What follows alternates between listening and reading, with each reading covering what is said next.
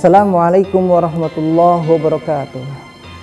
Saudara-saudara semua yang berbahagia, di kesempatan ini saya akan mencoba melanjutkan pembicaraan saya yang membahas tentang ayat-ayat di dalam Al-Quran,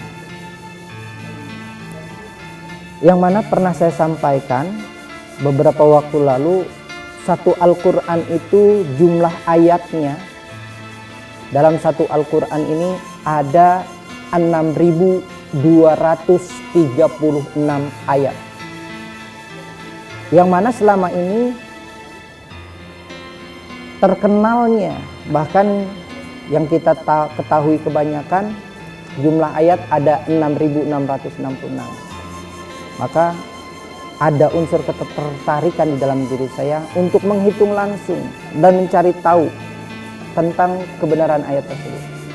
Ternyata setelah saya hitung, Al-Fatihah 7 ayat, ditambah Al-Baqarah 286 ayat, ditambah Al-Imran 200, ditambah An-Nisa 176, terus sampai dengan An-Nas, ternyata jumlah ayat itu ada 6.236. Lalu saya coba selusuri di dalam Al-Quran, ternyata di dalam Al-Quran ini, di sini dinyatakan ini oleh Al-Hajj Munawir Sajali pada tahun 1985, sudah ditandatangani dan disahkan. Di sini terdapat yang namanya riwayat Al-Quran. Di sini dikatakan riwayat Quran. Al-Quran itu adalah firman Allah Subhanahu wa taala yang diturunkan kepada Nabi Muhammad sallallahu alaihi wasallam. Kita tarik ke sini, singkat cerita. Di sini dikatakan Quran itu adalah 30 juz, 114 surat, 6.236 ayat. Ini sudah disahkan oleh pemerintah kita, yaitu pemerintah Indonesia pada tahun 1985.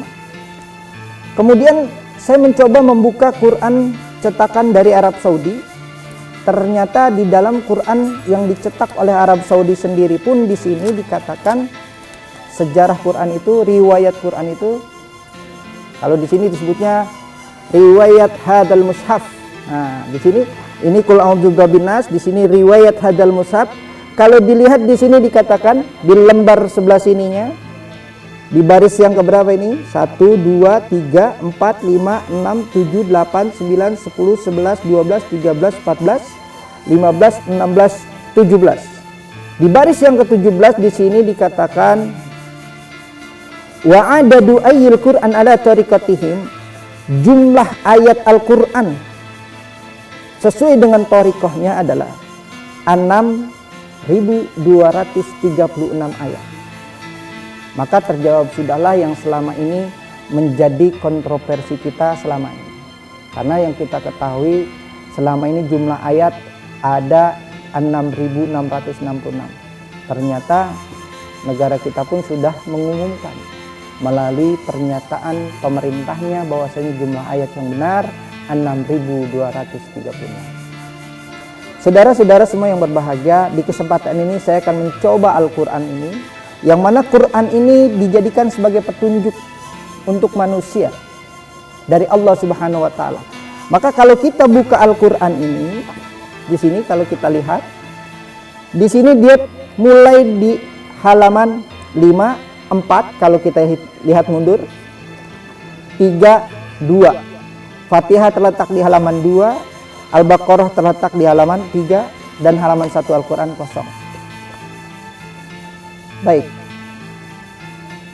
Di sini saya akan mencoba memaparkan bahwasanya Quran berbicara tentang petunjuk. Sebelum dia berbicara tentang petunjuk, dia akan membuktikan bahwasanya di halaman 2 dan 3 Al-Quran ini dia bisa bercerita tentang ayat 1 Al-Quran, tentang surat di dalam Al-Quran itu, bahkan tentang juz itu sendiri.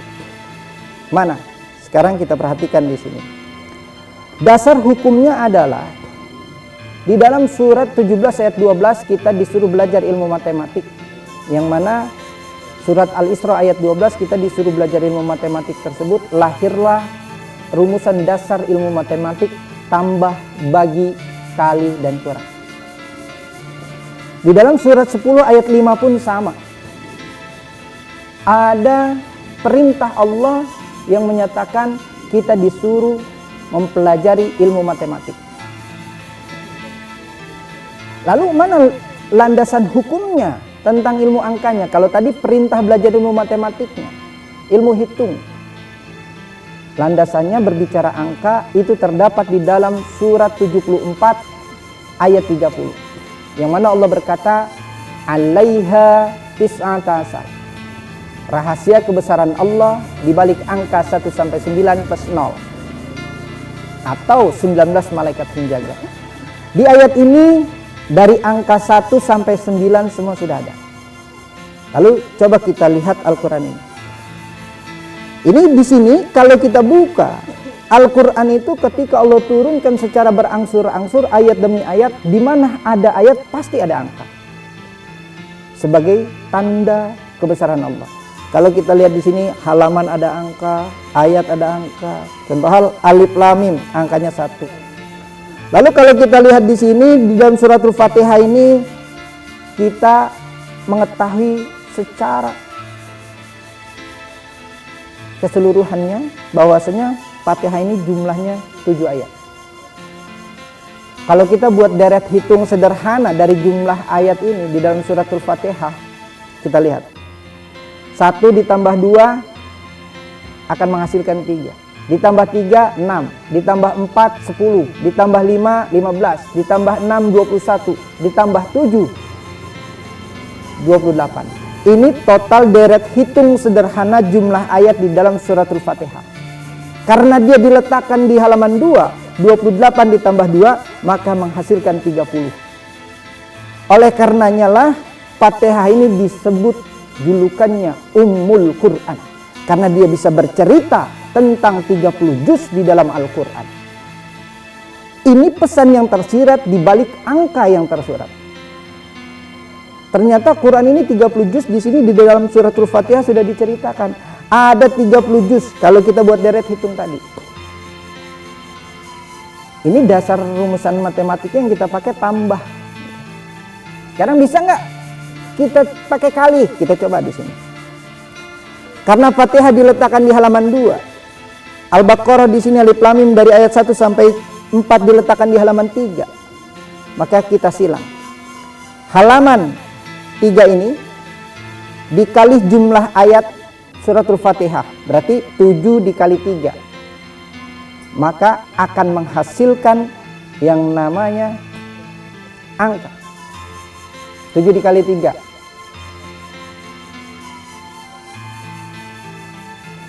7 dikali 3 berarti menghasilkan angka 21. Di sini kalau kita lihat 4 dikali 2 maka akan menghasilkan angka 8.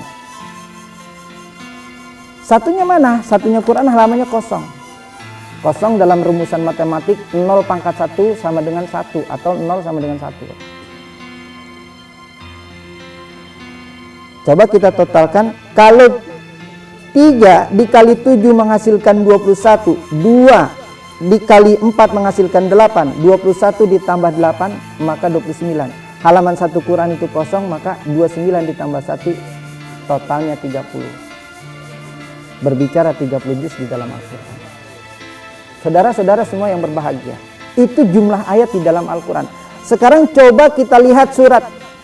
Ketika kita membaca suratul Fatihah di sini, dari ayat 1 sampai dengan ayat terakhir, kita baca.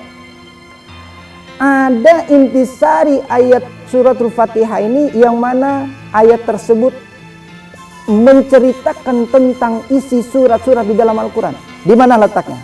Coba kita lihat di sini. Pertama, Alhamdulillahirabbil alamin. Yang kedua, Ar-Rahmanir Rahim. Yang ketiga, Maliki Yaumiddin. Yang keempat, Iyyaka na'budu wa iyyaka nasta'in. Yang kelima, Ihdinas siratal mustaqim.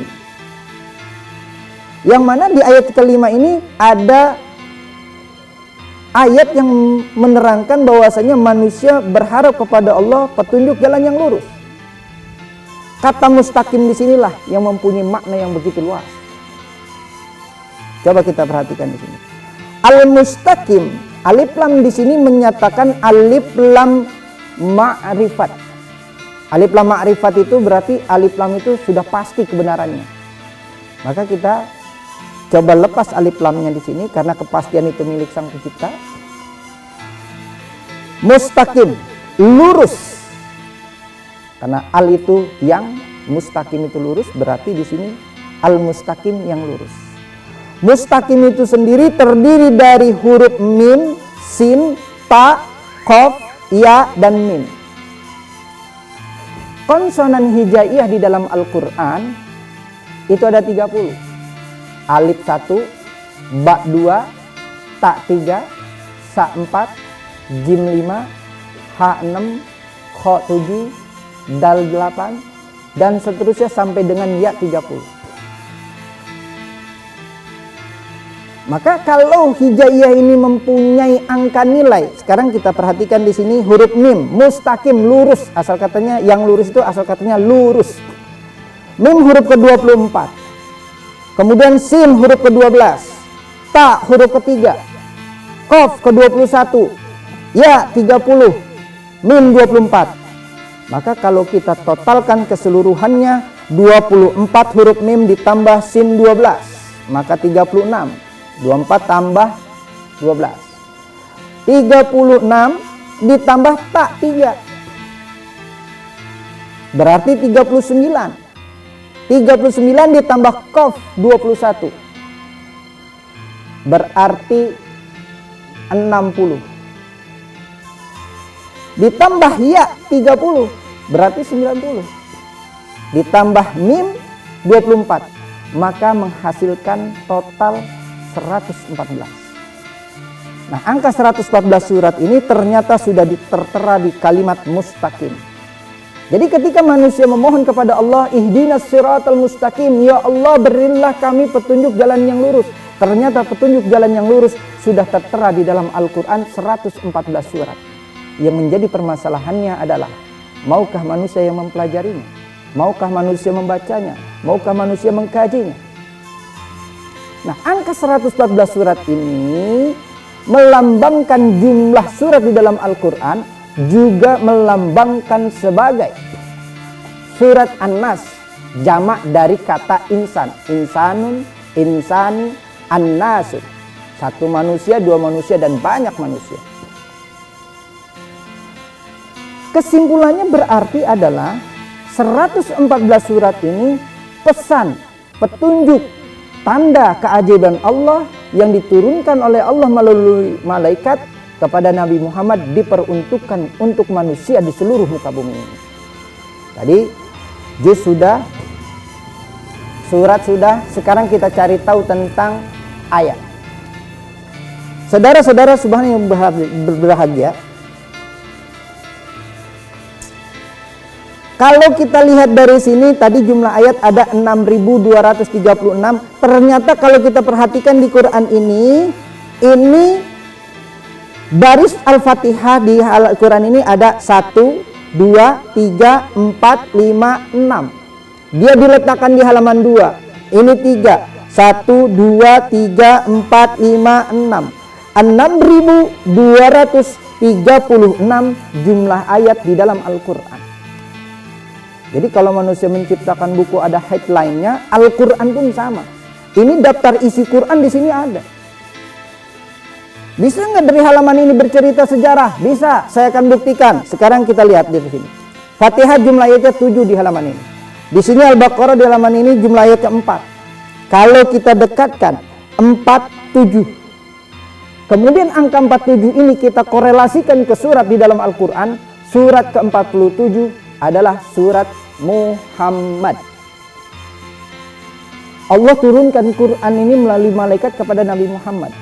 Kondisi Nabi Muhammad setelah menerima wahyu pun diceritakan di sini. Kalau tadi 47, ini kita balik. Di sini 7, di sini 4, berarti 74. Kita korelasikan lagi ke dalam surat di dalam Al-Quran, yaitu surat Al-Mudaththir. Sejarah ketika Nabi menerima wahyu, setelah menerima wahyu, keadaan Nabi menerima wahyu, menggigil segala macam di situ ada. Kemudian kita lihat, memang kenapa sih kita harus mengikuti wahyu Iqra itu? Wahyu Iqra itu Wahyu Allah yang Allah turunkan kepada Nabi Muhammad diperuntukkan manusia agar manusia mengetahui 3 dan 2. Berarti di sini 3 dan 2 ini kalau kita dekatin menjadi 3, 2. Ternyata surat ke-32 itu adalah surat As-Sajdah, yang artinya sujud atau batasan. Maksudnya apa? Bagi manusia siapapun dia yang membaca Al-Quran, yang mempelajari Al-Quran, maka dia akan sujud kepada penciptanya. Dan dia tahu batasan-batasan untuk dirinya sebagai hamba Allah.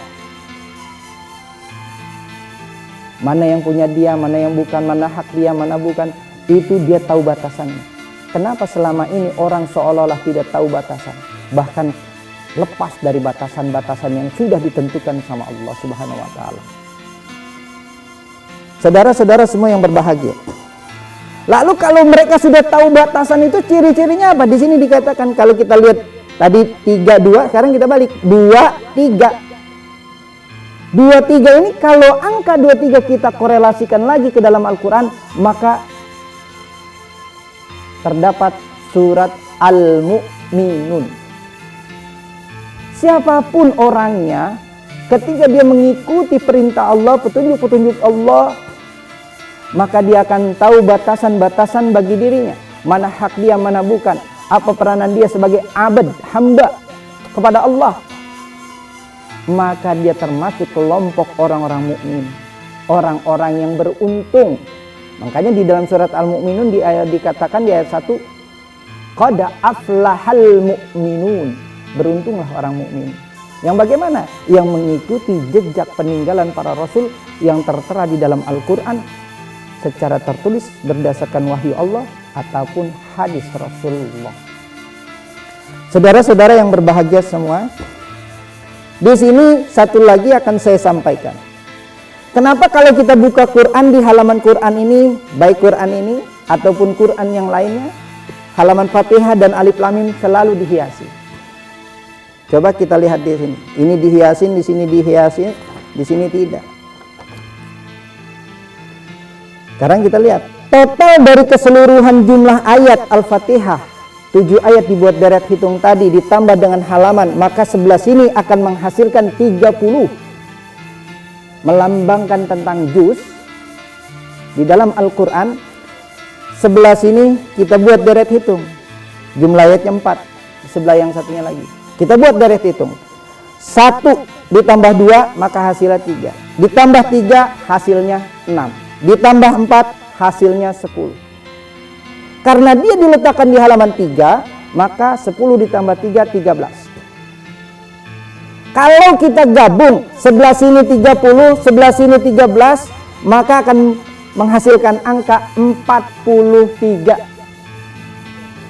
Dan surat di dalam Al-Quran, surat ke-43 itu adalah surat Az-Zukhruf, yang artinya perhiasan. Maka halaman di sini dihiasi. Ini secara simbolisnya perintah Allah, manusia disuruh menghiasi tubuhnya secara zahir dan secara batin. Secara zahir dengan busana, secara batin dengan Al-Quran. Maka akan terlihat keindahan. Saudara-saudara semua yang berbahagia, inilah sedikit banyaknya bahwasanya halaman 2 dan 3 Al-Quran bisa bercerita mewakili isi-isi di dalam Al-Quran. Kaum muslimin yang berbahagia, ini salah satu bentuk keajaiban dari Allah Subhanahu wa Ta'ala. Kenapa bisa seperti itu? Karena memang segala sesuatu yang Allah ciptakan ini semua sudah diatur, disusun, dirancang, didesain begitu sempurna. Makanya semua alam semesta ini termasuk diri manusia tidak akan pernah lepas dari angka. Bumi ada angkanya, disebutlah lapisan-lapisan bumi, disebut 7 lapis bumi. Langit ada angkanya, disebut 7 lapis langit. Tubuh manusia pun ada angkanya. Dari bawah ditanya kakinya, sepatu sendal nomor berapa, pinggangnya ditanya nomor berapa, bajunya ditanya nomor berapa, Jarinya ditanya ringnya nomor berapa, palanya ditanya picinya nomor berapa. Sampai penyakit yang kalimatnya kata sifat saja ditanya tensinya berapa sebelum melakukan yang lain. Artinya apa? Ilmu angka di sini bisa menyatukan persepsi umat yang selama ini berbeda. Saya ingat ketika saya waktu kecil saya pernah membaca buku yang namanya Kitab Ilmu Usuluddin. Di dalam Kitab Ilmu Usuluddin itu dalil agama itu ada dua. Ada dalil akli, ada dalil nakli. Dalil akli ini dalil akal. 2 tambah 2 sama dengan 4. Orang Indonesia bilang 2 tambah 2 4. Karena Indonesia ini negara multikulturalis. Ada suku yang berbeda, ras berbeda, bahasa yang berbeda. 2 tambah 2 orang Jawa bilang 4. 2 tambah 2 orang Sunda bilang 4. 2 tambah 2 orang Betawi bilang 4. 2 tambah 2 orang Sumatera bilang 4. Suku apapun akan berkata ketika ditanya 2 tambah 2 totalnya 4. Arab ditanya 2 tambah 2, dia bilang 4. Cuma cara penyebutnya saja yang berbeda. Ini yang disebut dalil akli. Artinya masuk di akal dan dicerna. Bukan berarti diakal-akalin. Dalil nakli yang kedua. Dalil keyakinan. Contohnya 2 tambah 2 bisa 6, bisa 9, bisa 10, berapa saja. Tergantung keyakinannya. Oleh karenanya ada beberapa kelompok ketika dia menjalankan sesuatu seolah-olah di luar nalar pola pikir manusia. Apakah salah? Tidak salah. Karena dia menggunakan dalil-dalil keyakinan. Ya kalau dia yakin sah-sah saja. Seperti itu. Karena memang di dalam Kitab Ilmu Usuluddin ini dikatakan dalil itu terbagi 2. Saudara-saudara semua yang berbahagia. Saudara-saudara semua yang berbahagia. Di dalam kajian Al-Quran secara verbal dan numerik ini, kami, saya, kita semua berusaha mempelajari Al-Quran bukan hanya dari satu arah, tapi kita pelajari dari berbagai macam arah. Karena dia sebagai petunjuk dari Allah buat manusia, sesuai dengan perintah Allah, bahkan wahyunya di dalam Al-Quran sebagai hudal linnas.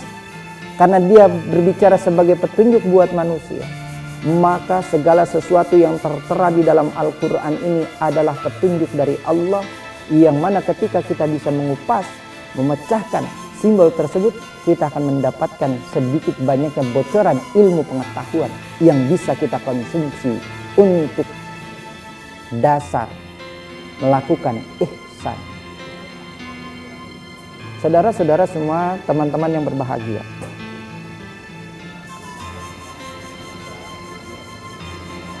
ketika Al-Quran ini kita jalankan perintah Allah, wahyu pertama yang Allah turunkan Iqra itu.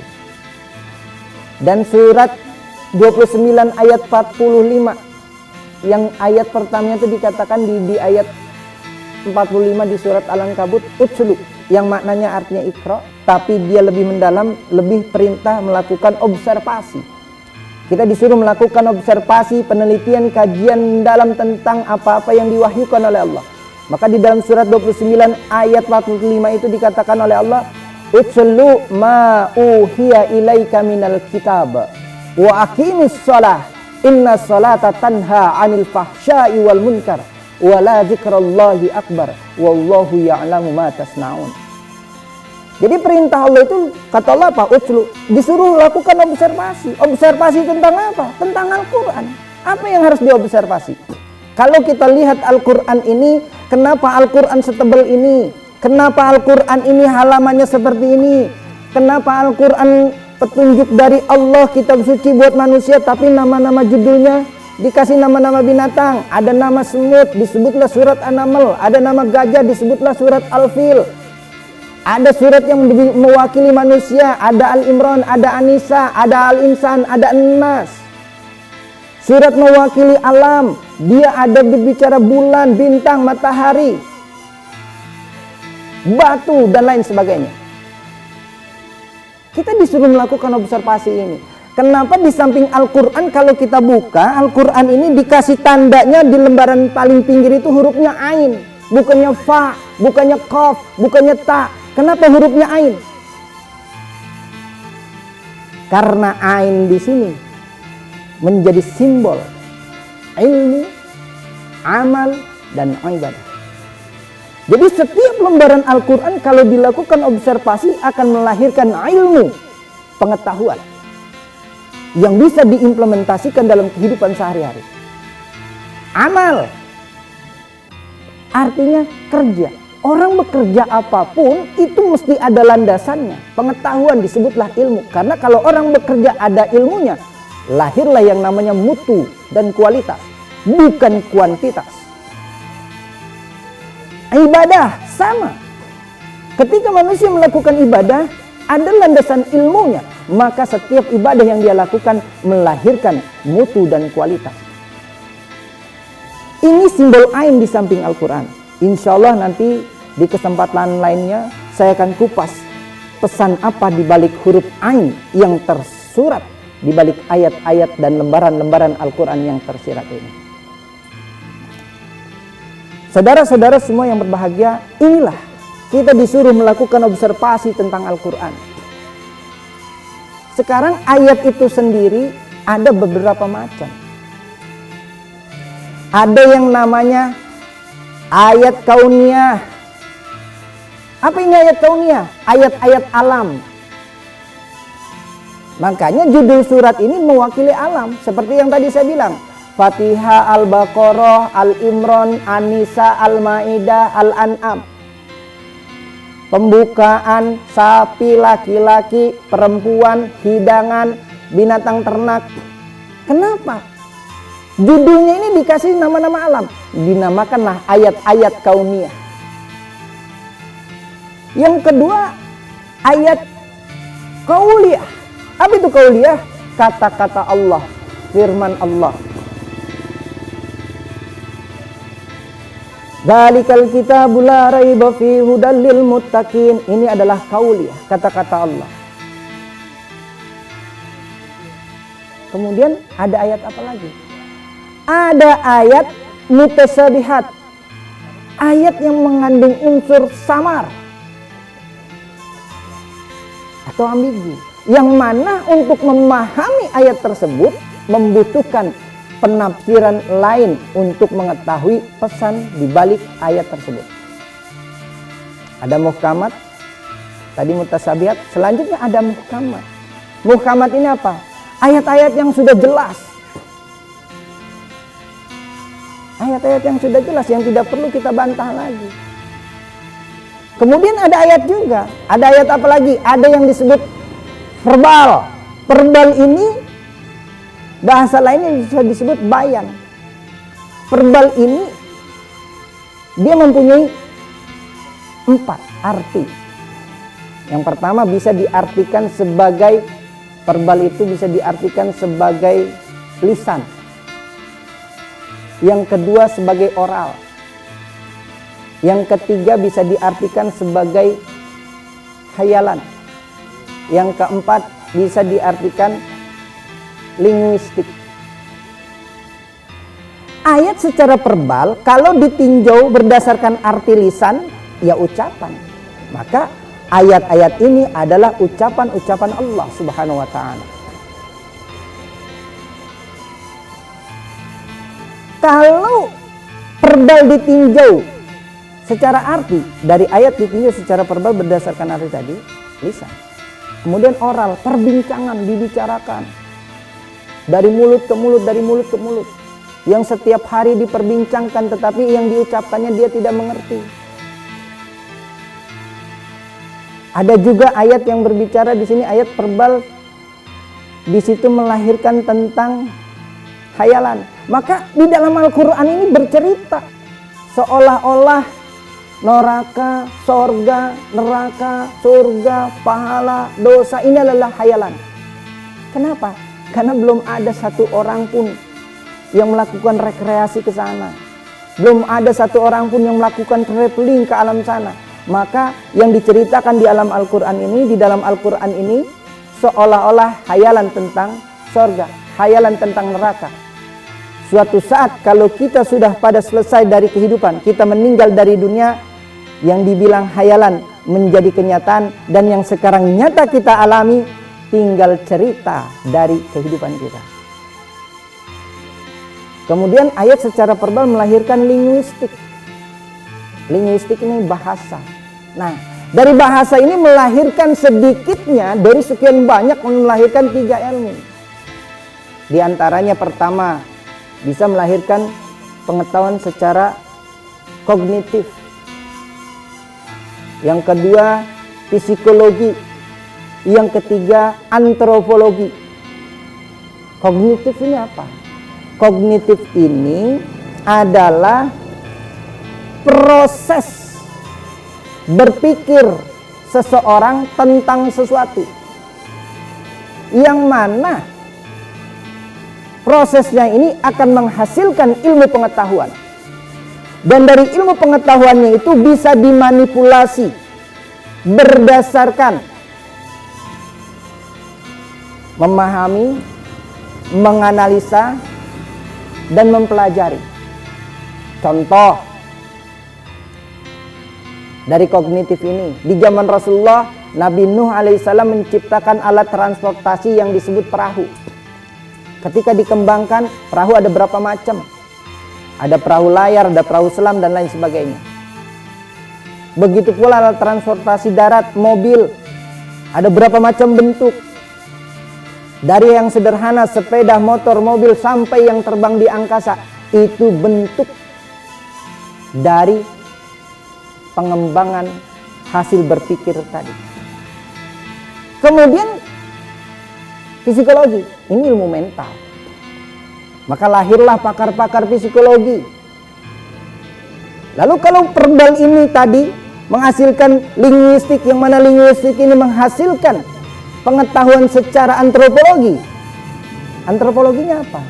Antropologi ini berasal dari bahasa Yunani anthropos, yang artinya manusia atau logos. Yang mana manusia atau logos ini punya dasar, harus berakal, bernalar, dan berpikir. Maka secara etimologis disebutnya antropologi. Nah, ilmu antropologi ini melahirkan tentang pengetahuan tentang budaya, suku, ras yang berbeda. Maka Allah pernah berkata di dalam Al-Quran ini, dikatakan Allah itu menciptakan lelaki dan perempuan dari suku yang berbeda, dari ras yang berbeda, dari wilayah yang berbeda, dari negara yang berbeda, tujuannya untuk saling mengenal satu sama lain dan mempelajari ilmu pengetahuan. Saudara-saudara semua yang berbahagia, ini ayat ditinjau secara verbal. Kalau ayat ditinjau secara bayan, bayan itu asal kata bayana yubayyinu tabyinan, artinya penjelasan. Maka ada ayat yang dijelaskan dengan ayat, disebutlah ilmu bayan. Ada ayat yang dijelaskan dengan hadis. Ada pula hadis yang dijelaskan dengan ayat. Ini ilmu bayan. Kalau numerik, ayat ditinjau secara numerik, ini ilmu angka. Jadi numerik atau mantik ini ilmu angka. Ayat ditinjau secara ilmu numerik atau mantik. Yang mana landasan hukumnya adalah di antaranya surat 74 ayat 30. Alaiha tis'atasar. 19 malaikat penjaga atau rahasia kebesaran Allah di balik angka 1 sampai 9 plus 0. Saudara-saudara semua yang berbahagia, ini baru dari ayat. Sedangkan Al-Quran ada 3 anggota, ayat, surat, dan juz. Ayat sendiri mempunyai 7 warna. Tadi saya bilang, ayat kauniyah, qauliyah, mutasabihat, muhkamat, ayat verbal, ayat bayan, ayat mantik, ayat numerik. Satu lagi, ada ayat-ayat muqatta'ah. Apa itu ayat-ayat muqatta'ah? Ayat-ayat muqatta'ah ini adalah ayat-ayat yang terpenggal. Terpenggal 1 huruf, terpenggal 2 huruf, terpenggal 3 huruf, terpenggal 4 huruf, terpenggal 5 huruf. Maka disebutlah ayat-ayat muqatta'ah. Contoh hal yang 1 huruf, Shad, surat 38. Contoh hal yang 2 huruf, Yasin, Hamim. Contoh hal yang 3 huruf, Alif Lam Mim, Alif Lam Ra. Yang 4 huruf, Alif Lam Mim Ra, Alif Lam Mim Shad. Yang 5 huruf cuma 1, surat 19. Kaf Ha Ya Ain Shad. Ini contoh bentuk ayat-ayat muqatta'ah yang mana selama ini belum dicoba untuk dikupas dan dipelajari lebih mendalam. Saudara-saudara semua yang berbahagia, karena ayat ini ada, Quran ini terdiri dari ayat, surat, dan juz. Tadi ayat sudah, nanti insya Allah tuh satu demi satu saya akan paparkan apa itu yang namanya kauniyah, apa itu yang namanya qauliyah. Satu persatu akan saya pretelin secara mendetail. Sekarang surat tadi ada 114, juz 30. Inilah, karena satu kesatuan ini seperti ini, maka disebutnya petunjuk. Maka kalau memang Nabi Muhammad SAW diutus oleh Allah Subhanahu wa Ta'ala sebagai penyempurna ajaran dari ajaran sebelumnya, maka di dalam Al-Quran di sini semua nabi disebut dan diceritakan, serta mewariskan ilmu pengetahuan. Contoh hal apa yang kita bisa ambil pelajaran dari sejarah Rasulullah Nabi Nuh alaihissalam yang menciptakan alat transportasi kapal laut. Kalau sekarang yang di depan mata yang sering banyak manusia lihat diantaranya mobil. Jadi mobil ini dianalogikan sebagai alat transportasi manusia untuk mempermudah manusia melakukan hablum minallah. Maka beribadah pun, doa pun sama seperti itu. Dia membutuhkan komponen-komponen lain untuk menyempurnakan pengetahuan kita sebelumnya. Saudara-saudara yang berbahagia, saya kira untuk saat ini cukup sekian. Insya Allah di lain waktu saya akan kupas semuanya satu persatu secara mendetail. Kurang lebihnya saya mohon maaf. Apabila ada kesalahan ucapan atau kekeliruan, saya mohon dibukakan pintu maaf yang seluas-luasnya. Bukan saya niat mengajarkan, saya cuma niat berbagi dari apa yang pernah saya kaji dan saya teliti. Billahi taufiq wal hidayah. Assalamualaikum warahmatullahi wabarakatuh.